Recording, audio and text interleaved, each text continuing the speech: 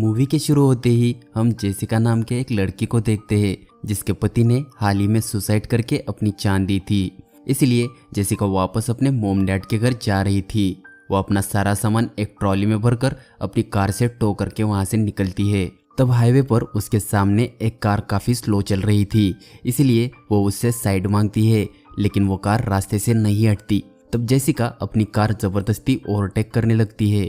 तब सामने से आने वाली ट्रक से उसकी टक्कर होते होते बच जाती है।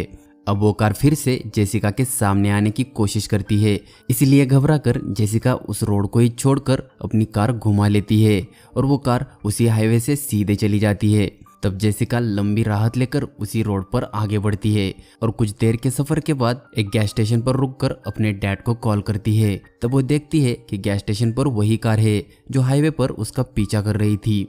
इसलिए वो घबराकर एक होटल में रुकती है और अपने पति की फोटो देखकर उसे मिस करके रोने लगती है। इसके बाद वो वहां सोने की काफ़ी कोशिश करती है, लेकिन हर एक कार की आवाज़ उसे डराने लगती है, क्योंकि पहले ही उसकी लाइफ में काफ़ी टेंशन चल रहे थे। अब सुबह होते ही वो होटल से चेकआउट करके वहां से निकल ही रही थी कि तभी उसके पास वो आदमी आ जाता है जो वो कार ड्राइव कर रहा था। वो उससे माफ़ी मांगकर उसे बोलता है कि उसकी वजह से उसे रोड पर काफ़ी परेशानी हुई, लेकिन जब जेसिका उसे साइड मांग रही थी तब वो टेक्सटिंग कर रहा था और बाद में उसे कहीं जल्दी पहुंचना था, इसलिए उसने जेसिका को टेक ओवर करने की कोशिश की। इसके बाद वो जेसिका को अपना नाम सैम बताकर उसका नाम पूछता है और जाते जाते उसे बोलता है कि वो उससे फिर मिलेगा। अब आगे जेसिका अपने सफर पर निकल पड़ती है, लेकिन कुछ देर चलने के बाद रास्ते में फिर से उसे सैम मिल जाता है, जिससे वो घबरा जाती है और वो उसके पास आकर बोलता है कि उसकी गाड़ी खराब हो गई है, इसलिए वो उसे अगले टाउन तक छोड़ दे। जिस पर जेसिका उसे मना करके उसे बोलती है कि उसे उसके डेस्टिनेशन पर जल्दी पहुंचना है और ऐसा बोलकर वो वहां से निकल जाती है। अब जेसिका को सैम में कुछ गड़बड़ लगती है, क्योंकि वो उसे बार बार मिल रहा था जब से उसने अपना सफर शुरू किया था। अब आगे कुछ दूर चलने के बाद वो रिलैक्स होने के लिए एक जगह रुकती है और वहां से अपने घर पर कॉल करती है, लेकिन तभी सैम फिर से उसके सामने आ जाता है और इस बार वो काफ़ी ज़्यादा घबरा जाती है और जल्दी से अपनी कार में बैठकर वहां से निकलने की कोशिश करती है, लेकिन तभी उसकी कार के आगे एक ट्रक आ जाता है और तभी सैम उसकी तरफ आकर उससे बात करने की कोशिश करता है, लेकिन वो उसकी एक ना सुनकर वहां से निकल जाती है। अब रास्ते में उसे उसके पीछे एक कार आती दिखती है, इसलिए घबराकर वो पुलिस को कॉल करती है और बोलती है कि कोई उसका पीछा कर रहा है, लेकिन तभी वो देखती है कि ये सैम नहीं कोई और है, इसलिए वो पुलिस को बोलती है कि ये एक फाल्स अलार्म है। तभी उसकी कार का कंट्रोल खोने लगता है और उसकी कार रोड से नीचे आ जाती है, इसलिए वो कार से उतरकर चेक करती है। तब उसे उसकी ट्रॉली के टायर में एक कट दिखाई देता है जो सैम ने पहले ही मार दिया था, इसलिए वो परेशान हो जाती है और तभी सैम भी वहां आ जाता है, इसलिए वो भागकर अपनी कार में जाकर बैठती है, लेकिन सैम उसके पास आकर उसकी कार का शीशा तोड़ देता है और अंदर आकर उसे एक इंजेक्शन लगा देता है, जिससे वो बेहोश हो जाती है। अब जब उसकी आँख खुलती है तो वो खुद को एक रूम में पाती है जो किसी नदी के पास थी, इसलिए वो काफ़ी ज़्यादा घबरा जाती है और मदद के लिए चिल्लाती है, लेकिन वहाँ उसकी आवाज़ सुनने वाला कोई भी नहीं था सिवाय सैम के। अब कुछ देर बाद सैम अंदर आकर उसके कपड़े उतारने को कहता है, लेकिन जेसिका वहाँ से भागने की कोशिश करती है, लेकिन वो उसे पकड़कर टॉर्चर करने लगता है और उसे उसके हस्बैंड की वीडियो दिखाता है जिसमें वो लोग एंजॉय कर रहे थे। तब वो उसके हस्बैंड के बारे में पूछता है, जिस पर वो बोलती है कि वो अब नहीं रहा। तब सैम बोलता है कि कैसे? तब वो बोलती है कि उसने सुसाइड कर ली। वो फिर से पूछता है कि कैसे? वो बोलती है कि एक गन से। यह सुनकर वो वहां से चला जाता है। अब अगली सुबह जेसिका दरवाजे के की होल से बाहर देखती है तो उसे पता चलता है कि सैम ने दरवाजे की की वही छोड़ी हुई है, इसीलिए वो पास लगे एक कील को निकालती है और अपना जैकेट दरवाजे के नीचे से घुसाकर की को बाहर धकेल देती है, जिससे वो की जैकेट पर गिरती है और वो उसे अंदर खींच लेती है। अब वो उस रूम से निकलकर देखती है कि सैम कहीं से वापस आ रहा है, इसलिए वो वही छुपकर भागने का मौका देखती है। तभी सैम को उसकी वाइफ का कॉल आता है और वो बोलता है कि वो किसी बिजनेस ट्रिप पर है और वो अपनी बेटी से जल्दी वापस आने का कहकर फ़ोन रख देता है। ये देखकर जेसिका को काफ़ी बुरा लगता है, क्योंकि वो अपने फैमिली को धोखा देकर यहाँ लड़कियों को किडनैप करता था और उनके साथ ज़बरदस्ती करके उन्हें मार देता था।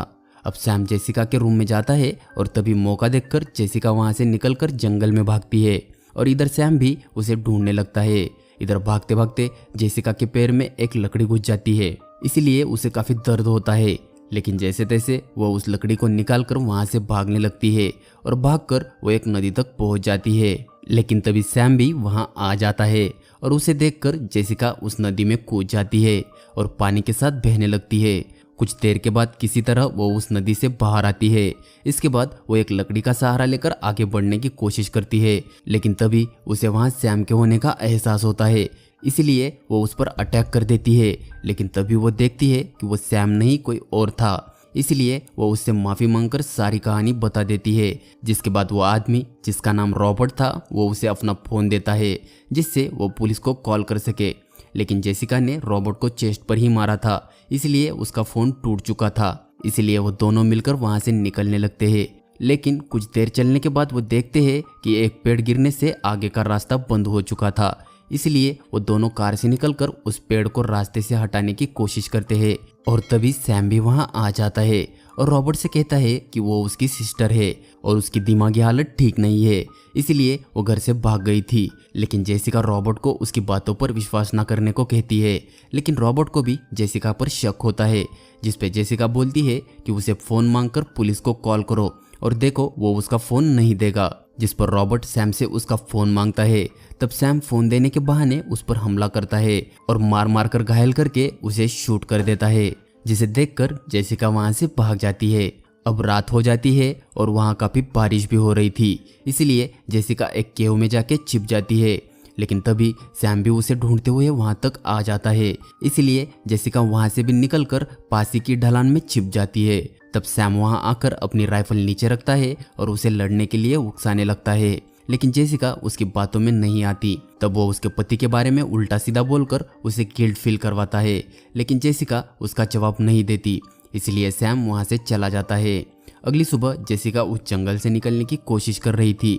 तब सामने उसे सैम दिखता है जो रॉबर्ट की बॉडी को दफनाने की तैयारी कर रहा था।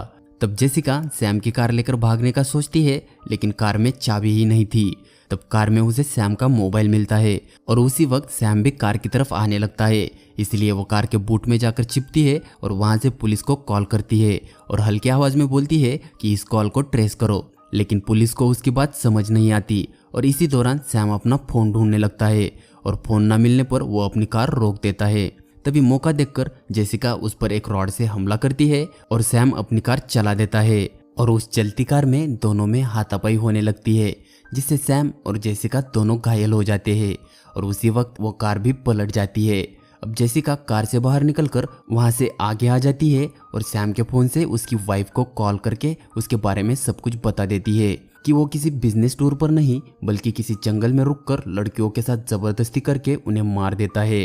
तब तक सैम भी वहां आ जाता है और जेसिका फ़ोन लाउडस्पीकर पर करके उसकी तरफ फेंकती है, जिससे सैम की वाइफ शॉक हो जाती है और इस बात से सैम को काफ़ी गुस्सा आता है, इसलिए वो फ़ोन कट करके जेसिका के ऊपर टूट पड़ता है। लेकिन जेसिका भी उसे कड़ी टक्कर देती है और आखिर में वो रॉड से हमला कर करके उसे मार देती है। तभी रेस्क्यू हेलीकॉप्टर भी वहां आ जाता है, जिसे देखकर जेसिका को राहत मिलती है और इसी के साथ यह मूवी खत्म हो जाती है।